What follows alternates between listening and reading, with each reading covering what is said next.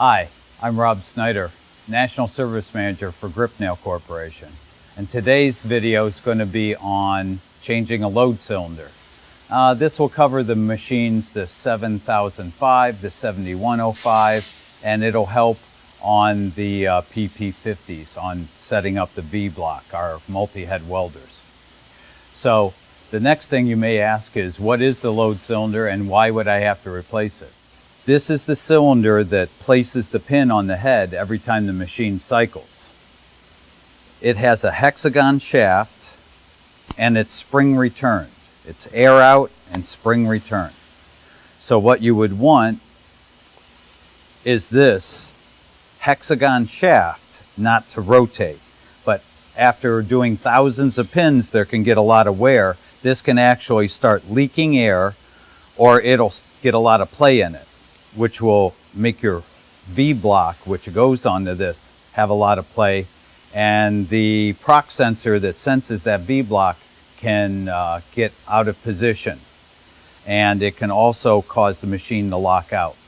The other thing that could cause a problem is this, the bent load cylinder. So what would happen is, for some reason this V-block got stuck out, or the timing, something happened with the timing, and it actually, the head came down, the weld tip, and it bent your load cylinder over. In either case, the cylinder should be replaced. So let's discuss what type of tools it would take to do this cylinder replacement. New load cylinder, 44257 is the Gripnail number for that. 3/16 Allen wrench, 7/16 open end wrench, a pair of pliers, adjustable wrench, and a flat bladed screwdriver. That's all you need. Okay, we want to start by turning off the main power, and we want to disconnect the incoming air for right now. The head will drop down. Now we want to take our covers off. Take the front cover off.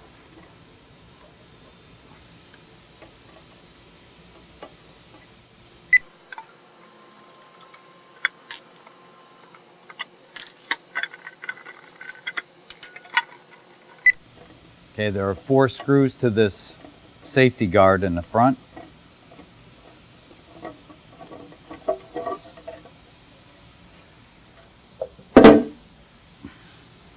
Now the next we want to take off is the safety guard that protects the load cylinder assembly.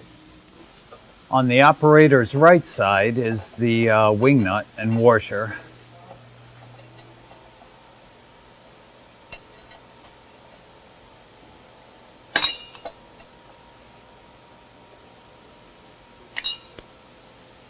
And then the thumb screws on the left side, operator's left.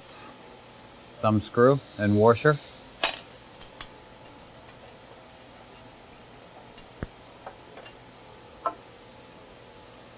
Thumb screw and washer. So this is your load assembly. This is the proc sensor that detects the V-block. This is your split block that holds the load cylinder. This is your air fitting. This is your needle valve, which adjusts incoming air to the load cylinder. There are 2 1/4-20 socket head cap screws that holds this split block together. And that's what holds the adjustment. This cylinder, when this is loosened up, can be slid in and out and side to side slightly. So let's start the disassembly. This is an air fitting, a quick disconnect air fitting. So that just pulls out when this is pushed down. Like I said, you have your 1/4-20 screws. And right before I take these out, I like to take a Sharpie marker and just put a line on the back of this so you know what's the back, and you can put the 2 halves back together the same way. So you want to loosen these up.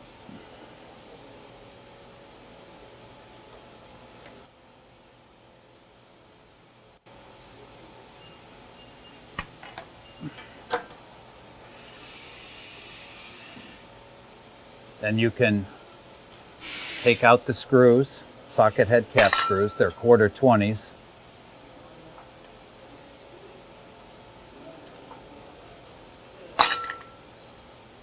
This is your split block with your 2 marks on it. This is your load cylinder assembly. Transfer block, jam nut, load cylinder, air fitting. Now you want to take this and put it on the bench so we can put the new load cylinder on. Now that we have the load cylinder off the machine, we can put them on the bench here and we can start changing the components from the old cylinder to the new cylinder. The components are the transfer block, jam nut, and the air fitting on the back. Just notice that the transfer block has a long finger side. It kind of looks like a pointing finger. And the short side. This is where the pins would come down the track and load in. And there's some notches on the top. Those are what fit up into the track. You'll see that a little bit later. So we want to take this back air fitting off.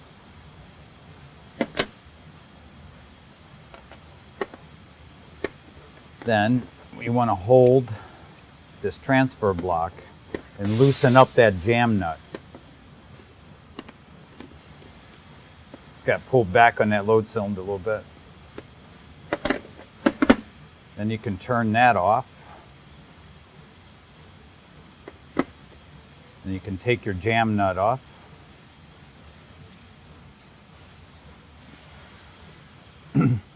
Then we can take that old one and discard that.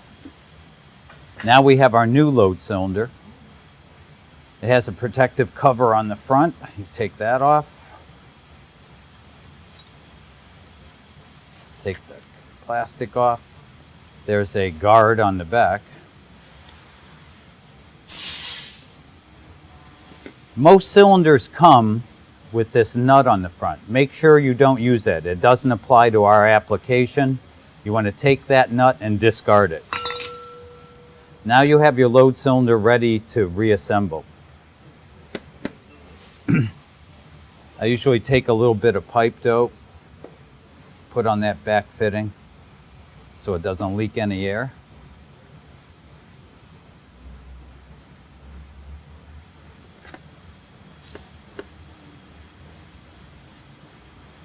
Doesn't have to be super tight. Just enough that it doesn't leak. Because these are both very soft metals on these load cylinders.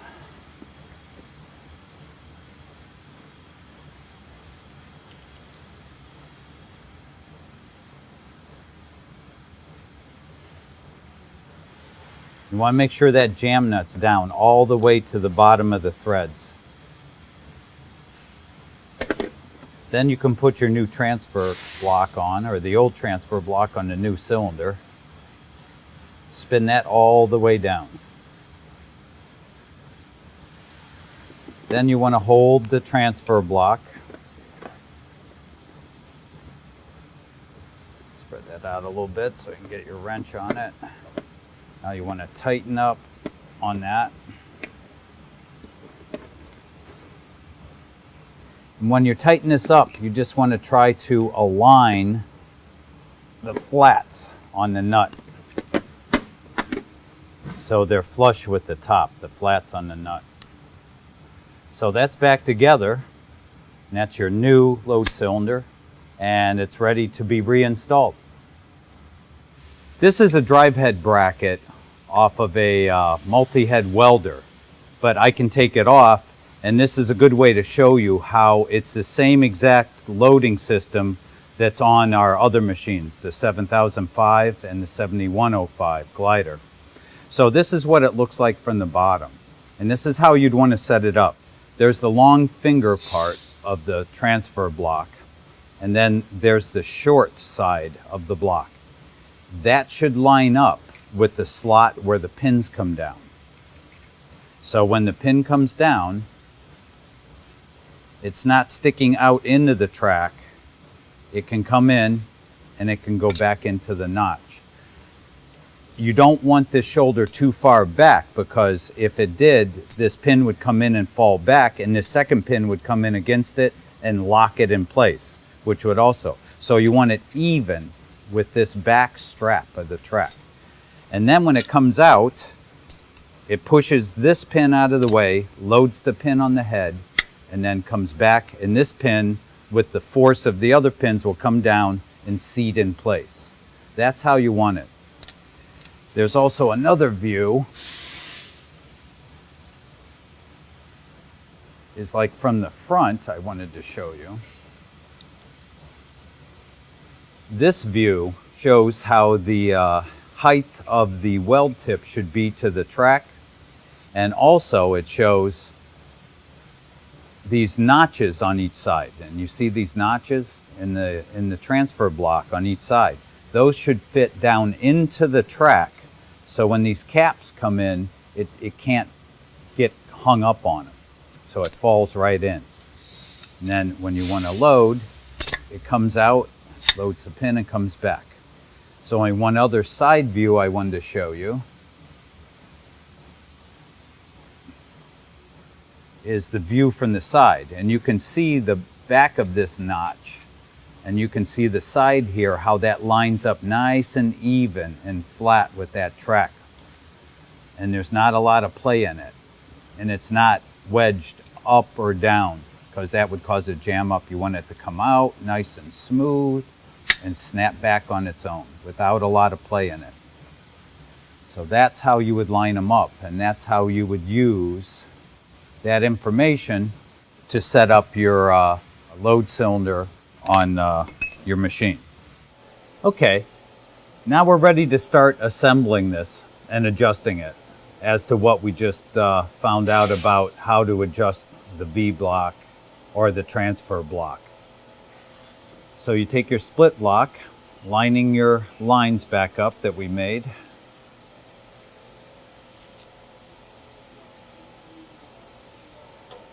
I'm going to put those up there.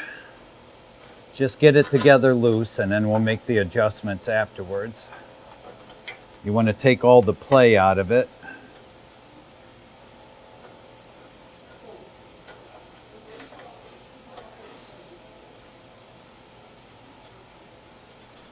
Just leaving yourself enough play that you can make some adjustments. Try to keep the spacing in this split block the same on each side. It just puts more even pressure on it. And then you just, I can do it by feel. You want to line up that edge.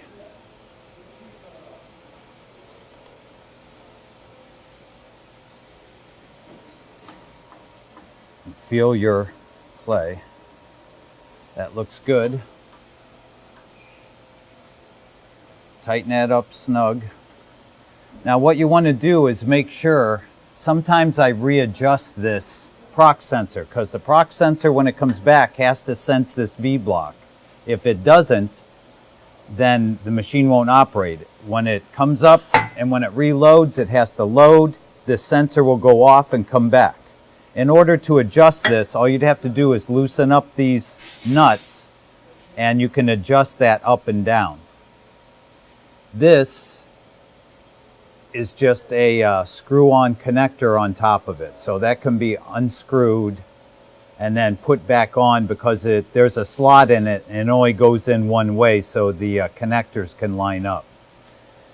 Once you get your transfer block set, you want this proc sensor as close as you can to it, but you don't want it to be able to come back and hit it.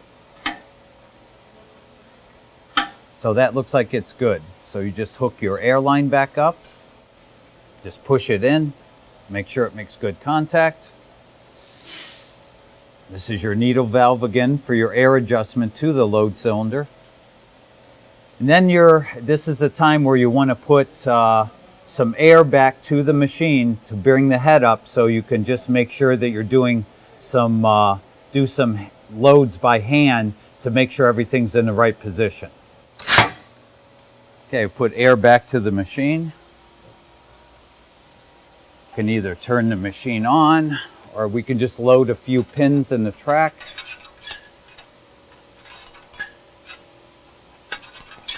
So you just want to put your fingers behind this V block, pull it out, make it load a pin. You want to do it smartly like it would be with air. You want to snap it out and it loads right into the center. That's perfect. So that's the initial setup for you. So once you get this, you can put your guards back on and you can try it, power up the machine and actually try welding with it.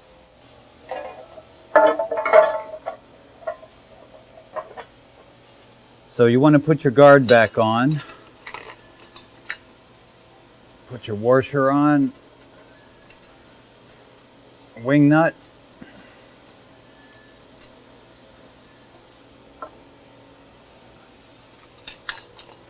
your 2 thumb screws and washers on the other side.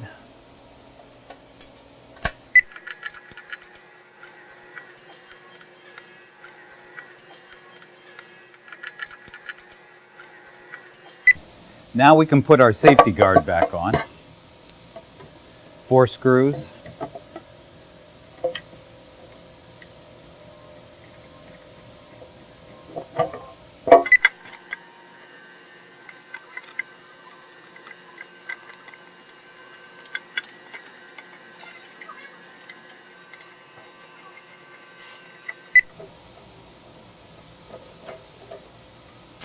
There, now we're ready for testing.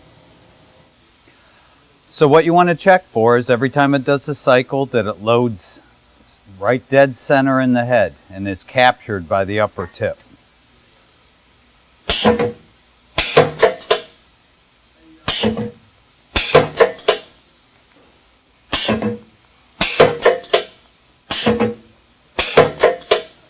Reloading right in the center of the weld tip, upper weld tip. That's what you want. So that's all there is to it to change your load cylinder. So thanks for buying Gripnail products. I hope this video helped you out. And if you need any more help, call our number, 1-800-474-7624. Thanks for watching.